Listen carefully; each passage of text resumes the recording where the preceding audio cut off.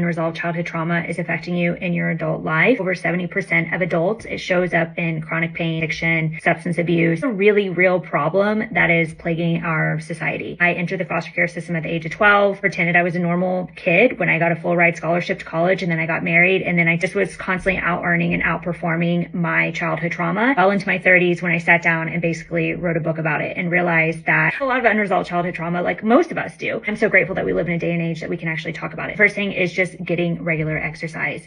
Even if it's a 30-minute walk every single day, just getting your body moving helps so much to get out of here, especially when you have anxiety about how things are going in your life, whether it's your bank account, relationship, career, what you feel like you've achieved, how successful you feel you are, how satisfied you are in life. And the second one is eat healthy, regular meals and stay hydrated. Reparenting yourself from being a victim of childhood trauma.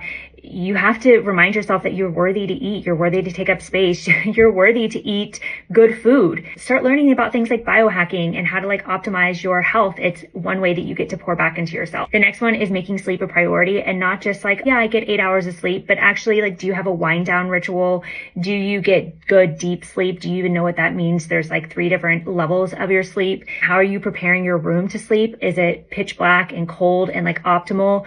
Or is it kind of good enough? We're reparenting ourselves in a way that we say, hey, you matter. The next one is try relaxing activities. So many of us are out there, especially us high achievers and overperformers, trying to push our limits every single day. And it's just keeping our cortisol high. So what do you do to relax? Do you allow yourself to relax? Maybe that's a 20-minute nap during the day, maybe a hot bubble bath. Maybe that's calling your girlfriend and just about life because you just need a moment to take a deep exhale. What are your goals and priorities? Because you matter. What you want to achieve in this life matters. If there's anything in this list, especially right now, if you're dealing with any kind of high anxiety, think of things you're grateful for nonstop until you can finally feel yourself vibing at such a high state where you go, holy I have everything I ever dreamed of. The little girl in me would be so incredibly grateful, and I know everything else is coming to me. Focus on positivity. Negativity is so easy to be found, and especially in this day and age, in a lot of cultures, it's a way that people connect. They connect through complaining. They connect through being negative. It takes away from your bigness, your uniqueness.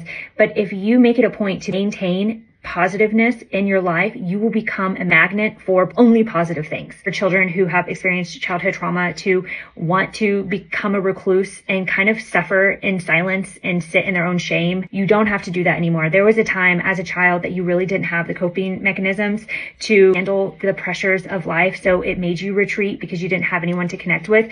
But now there are people in your life that really would love to connect with you. It's letting them in. It's being vulnerable. It's remembering that vulnerability is what brings connectivity. If you want to learn more about how to heal your unresolved childhood trauma so you can have a more fulfilling adulthood, then give me a follow.